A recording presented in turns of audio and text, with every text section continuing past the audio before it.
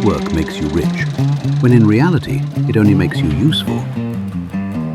They told you that if you kept your head down, stayed loyal, and worked harder than everyone else, one day you'd make it. One day the struggle would pay off. One day life would finally open its doors and reward your sacrifice.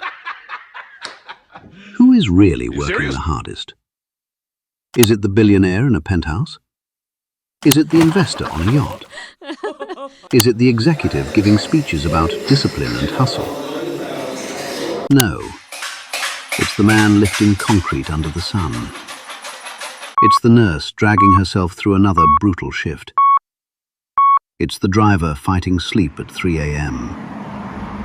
It's the factory worker doing the same motion thousands of times a day until her body starts breaking before her spirit does.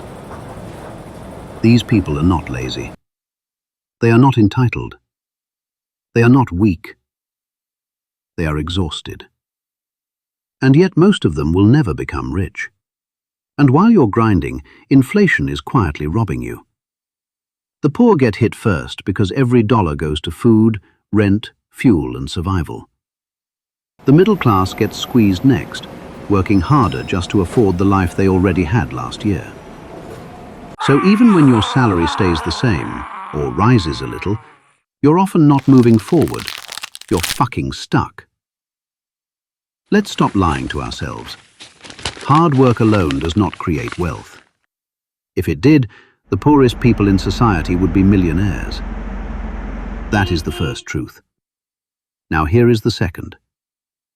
There are two worlds living side by side, and most people spend their entire lives trapped in the first one. In the first world, you sell your time. You wake up, clock in, obey, produce, clock out, recover, and repeat.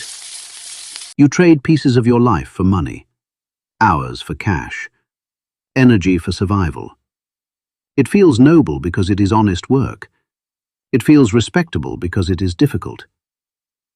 But there is a hidden ceiling over that life. Because when your income depends on your labor, your body becomes the machine. And every machine has limits. You can only work so many hours. You can only take so much stress. You can only run so long before something in you starts to crack. The moment you stop, the money stops. The boss replaces you with someone younger, cheaper, and easier to control. Then there is the second world. In that world, people do not merely work. They own. They own businesses. They own land. They own stock. They own intellectual property. They own systems. Nice. They own attention. They own leverage. And because they own, money continues to move toward them even when they are sleeping, traveling, resting, or doing absolutely nothing at all. The rich are usually not rich because they work harder than everyone else. They are rich because they own things that other people work on. Between effort and ownership, between being paid once and being paid again and again, working hard can actually keep you poor if you don't use leverage. Not because discipline is bad. Discipline is powerful. But because endless labor consumes the one resource you need to escape: space. Space to think. Space to learn. Space to build. Space to take a risk. Space to develop a skill that pays beyond the hour. Space to create something that belongs to you.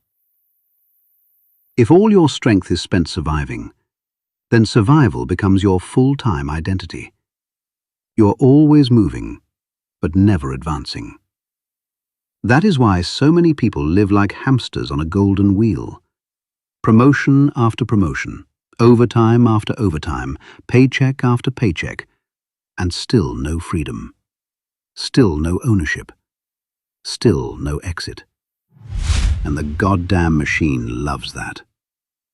The system rewards hard-working people just enough to keep them productive, but not enough to make them independent. You are praised for being dependable. You are celebrated for grinding. You are told you are valuable. But valuable to whom? To yourself?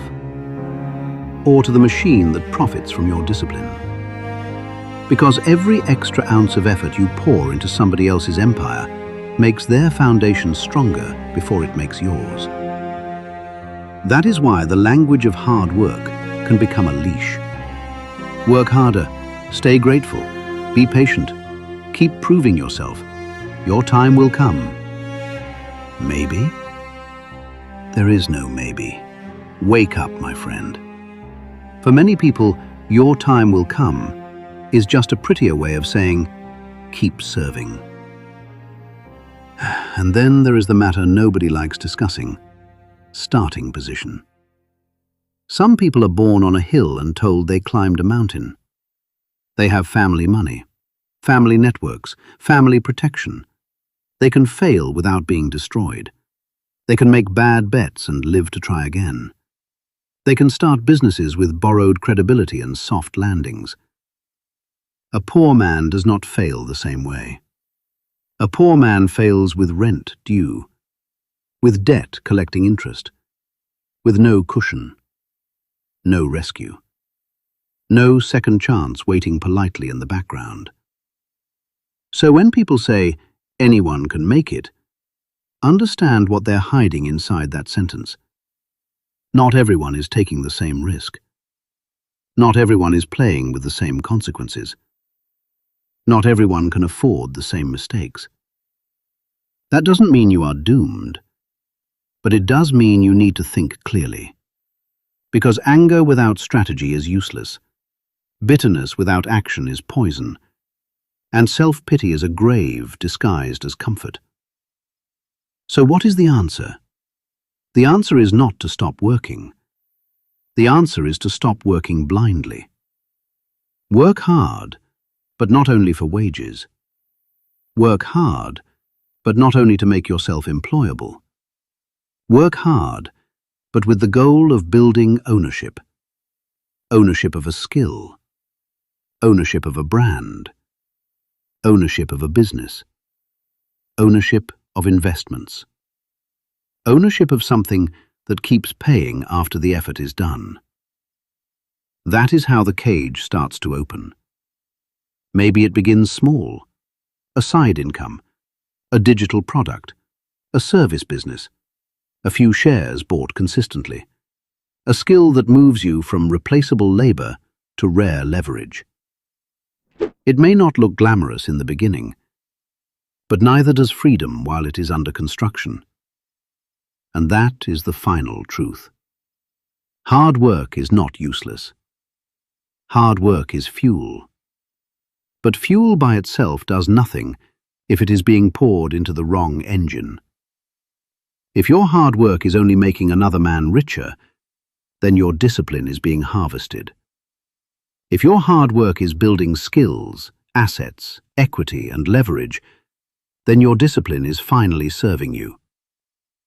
That is the dividing line. So no, working hard will not make you rich. Working hard at the right target might. Not because labor is magic, but because ownership changes the rules. And once you understand that, you stop bragging about being busy. You stop worshipping exhaustion. You stop confusing burnout with progress. You start asking a better question. Not, how hard am I working? But what am I building that will outlive my effort? That is the question that changes a life. Because in the end, the goal was never to become the most loyal dog in the system. The goal was freedom. And freedom does not belong to the man who works the longest. It belongs to the man who builds, owns, and compounds. So keep your discipline, keep your grit, keep your fire, but aim it properly. Because the world is full of tired men who gave their best years to machines they did not own. Do not be one of them. Build something that pays you back. Build something that gives you leverage. Build something that buys back your time. Build something that moves you from labor to ownership to freedom. That is how you stop being merely useful and become powerful.